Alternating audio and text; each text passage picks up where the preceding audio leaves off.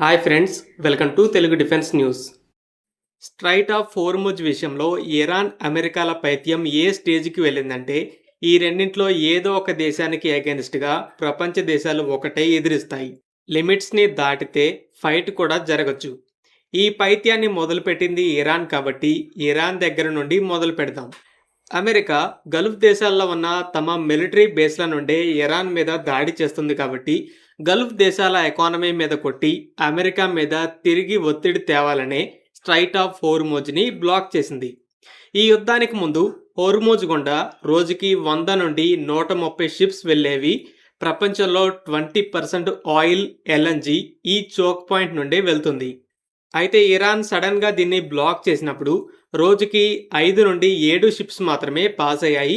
తర్వాత Iran non hostile, శత్రువు కాని దేశాలకు సంబంధించిన షిప్స్ని కొంతవరకు అలౌ చేసింది. ఇప్పుడు రోజుకి సుమారు 15 షిప్స్ పాస్ అవుతున్నాయి.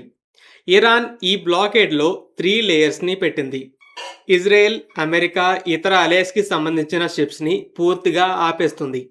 అన్ని దేశాల షిప్స్ని ఇలా కంప్లీట్గా బ్లాక్ చేస్తే ఆ దేశాలు తిరిగి గట్టిగా కొడతాయని India, Pakistan, China, South Korea లాంటి దేశాల షిప్స్ని కొంతవరకు అలౌ చేసింది. హోర్ముజ్ బ్లాక్ అవుతున్న టైంలో 22 ఇండియన్ ఫ్లాగ్డ్ షిప్స్ అక్కడ స్టక్ అయ్యాయి. తర్వాత ఇంకో 2 కలిశాయి. అయితే ఈ 5 వారాల్లో వాటిలో 8 షిప్స్ మాత్రమే స్ట్రైట్ని క్రాస్ అయ్యాయి. ఇంకా 16 హోర్ముజ్కి అవతలే ఉన్నాయి. మీడియా అయితే ఇరాన్ ఫ్రెండ్షిప్లోనే మన షిప్స్ని వదిలిందని హైప్ ఇస్తుంది. కానీ అది నిజం కాదు. ఇరాన్ పాకిస్తానీ షిప్స్కి కూడా పర్మిషన్ ఇస్తుంది. ఇరాన్ స్ట్రాటజీ ఒకటే, మన శత్రువుల షిప్స్ని బ్లాక్ చేసినట్టు శత్రుత్వం లేని దేశాల షిప్స్ని అలానే ఆపేస్తే అవి మనకు ఎదురు తిరుగుతాయి. సో స్ట్రైట్ మొత్తాన్ని కంట్రోల్ చేస్తూ కొంత రిలీఫ్ ఇస్తూ సేఫ్ గేమ్ ఆడుతుంది. ఇలా హాస్టైల్, నాన్ హాస్టైల్ అంటూ 2 లేయర్స్. ఇక మూడవ లేయర్ ఫీజ్. నాన్ హాస్టైల్ షిప్స్లో కొన్ని షిప్స్కి $2 మిలియన్ అంటే సుమారు 18 కోట్ల రూపాయలని ఛార్జ్ చేస్తుంది. ఇప్పుడు మన దేశానికి వచ్చే షిప్సే ఉన్నాయి. ఒక్కో షిప్ విషయంలో మన వాళ్ళు ఇరాన్ వాళ్ళతో సపరేట్గా మాట్లాడాలి. ఆ షిప్స్ ఇరాన్ అథారిటీస్తో కమ్యూనికేట్ అవ్వాలి. ఇరాన్ వాళ్ళు వెయిట్ చేయి, ఏ టైంలో ఏ రూట్లో వెళ్ళాలో మేం చెప్తా అని స్లోగా వదులుతారు. దీనికి చాలా టైం పడుతుంది. ఈ టైం వేస్ట్ లేకుండా ఎమర్జెన్సీగా వెళ్ళాలి అనుకున్న షిప్స్ నుండి టోల్ బూత్ ద్వారా $2 మిలియన్ కలెక్ట్ చేస్తుంది. తోడుగా ఎస్కాట్ని పంపి వదిలేస్తుంది. So full blockade, limited plus late release, fees for fast release అనే సెటప్ పెట్టింది. ఈ మూడవ లేయర్లో కొన్ని షిప్స్ అర్జెంటుగా వెళ్ళడానికి డబ్బులు కట్టేసరికి ఇరాన్కి ఆశ పెరిగింది. సో అమెరికా 15 పాయింట్స్తో ఒక సీజ్ ఫైర్ ప్రపోజల్ని ఇరాన్కి పంపితే కౌంటర్గా ఇరాన్ 10 పాయింట్స్తో అమెరికాకి ప్రపోజల్ పంపింది. మాకు టెంపరరీ సీజ్ ఫైర్ వద్దు, అమెరికా, ఇజ్రాయెల్ మా మీద కానీ మా అలయన్స్ మీద కానీ ఇంకెప్పుడు దాడి చేయమని గ్యారంటీ ఇస్తేనే ఈ యుద్ధం ఆగుతుంది. దానికి రిటర్న్గా మేము హోర్ముజ్ బ్లాకేడ్ని తీసేస్తాం. కానీ దానికి ఒక కండిషన్ ఉంది. ఈ స్ట్రైట్ నుండి వెళ్ళే ప్రతి షిప్ కూడా మాకు $2 మిలియన్ కట్టాలి. ఆ షిప్స్ సేఫ్టీ అనేది మా బాధ్యత. ఆ ఫీజుని మేము ఓమన్తో కలిసి పంచుకుంటాం. ఆ డబ్బుతో మేము నష్టపోయిన ఇన్ఫ్రాస్ట్రక్చర్ని తిరిగి నిర్మించుకుంటామని చెప్పింది. కానీ ఇదెక్కడి లాజిక్? యుద్ధంలో డ్యామేజ్ చేసింది ఇజ్రాయెల్, అమెరికాలు అన్నప్పుడు డబ్బులు వాళ్ళని అడగాలి. కానీ ఈ స్ట్రైట్ ద్వారా ఇంపోర్ట్ చేసుకునే దేశాలు ఫీజు రూపంలో ఇరాన్ రీబిల్డ్ చేసుకోవడానికి డబ్బులు కట్టాలి. ఈ యుద్ధానికి ముందు షిప్స్ సేఫ్గా పాస్ అవుతున్నాయి. సడన్గా అటాక్ చేసి ప్రాబ్లం క్రియేట్ చేసింది ఇరాన్. దాన్ని తీసేసి ఫీజు అడిగేది కూడా ఇరాన్.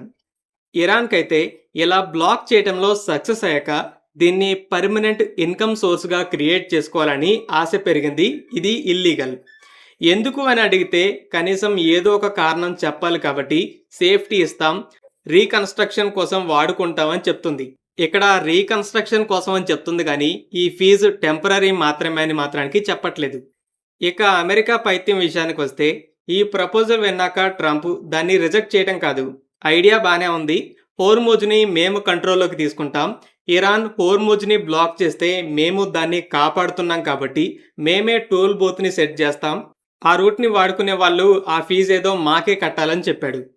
అంటే వీళ్ళిద్దరూ హోర్ముజ్ కోసం ఫైట్ చేస్తారు, ఎవరు గెలిస్తే వాళ్ళకి ఫీజు కట్టి షిప్స్ పాస్ అవ్వాలని అంటున్నారు.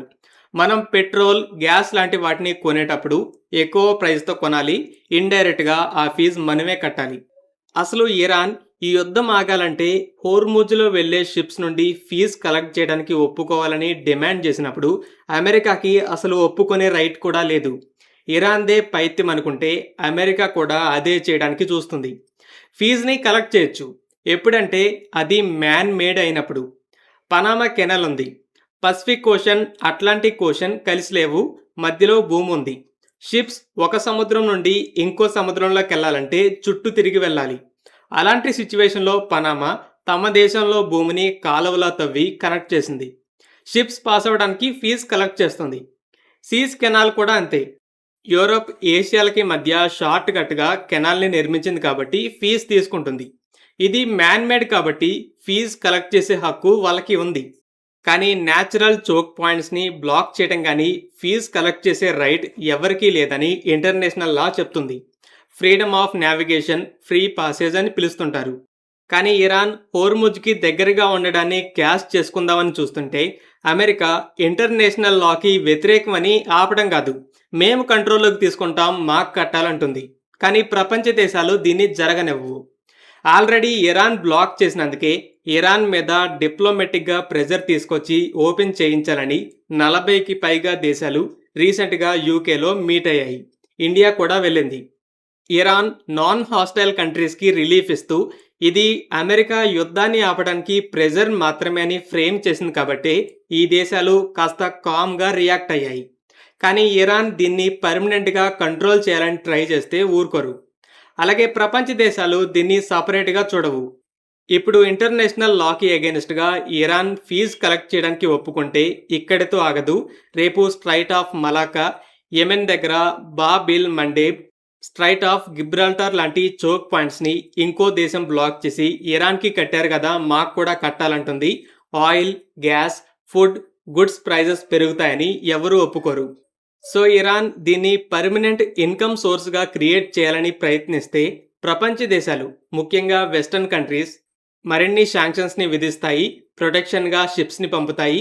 ఇరాన్ లిమిట్స్‌ని దాటి ఫీజు కట్టకుండా వెళ్తున్నందుకు ఏదైనా షిప్ మీద అటాక్ చేసిందంటే ఇరాన్ మీద డైరెక్ట్‌గా కూడా దాడి చేస్తాయి. ఇది ఇరాన్‌కే కాదు, అమెరికాకి కూడా వర్తిస్తుంది. హోర్ముజ్ నుండి షిప్స్ సేఫ్‌గా వెళ్తున్నప్పుడు అమెరికా దాడి చేయడం వల్లే ఇరాన్ దాన్ని బ్లాక్ చేసింది.